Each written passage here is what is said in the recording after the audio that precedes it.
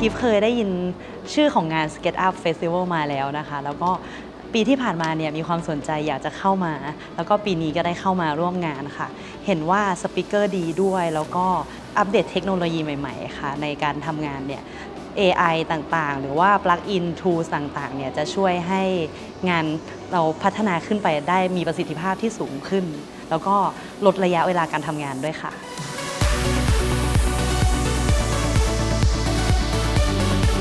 การที่ได้เจอเพื่อนๆในวงการนะคะไม่ว่าจะเป็นสถาปนิกวิศวกรหรือว่าเพื่อนๆในสายงานเดียวกับกิฟเลยคือ Interior Design เนี่ยกิฟว่าทุกๆคนจะต้องทำงานร่วมกันอยู่แล้วการที่เรามาช่วยอัปเดตกันมันก็จะทำให้การสื่อสารระหว่างแต่ละทีมจะ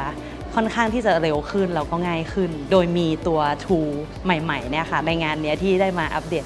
เป็นตัวช่วยแล้วก็เป็นตัวเชื่อมค่ะ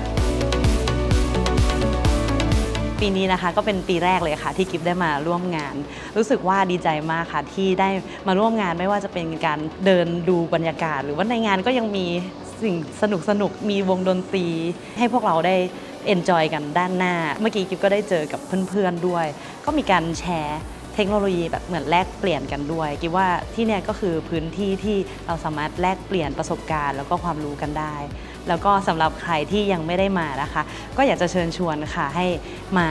ร่วมลงทะเบียนแล้วก็เข้ามาในงานนะคะเพราะว่าในงานเนี่ยมีสปีกเกอร์ต่างๆหลายๆท่านเลยที่เราก็อาจจะหายากที่จะเจอหรือว่ามีหลายๆวิทยากรค่ะที่เขามาแล้วก็แชร์ความรู้ใหม่ๆให้เราอัปเดตเทรนด์ต่างๆด้วยค่ะ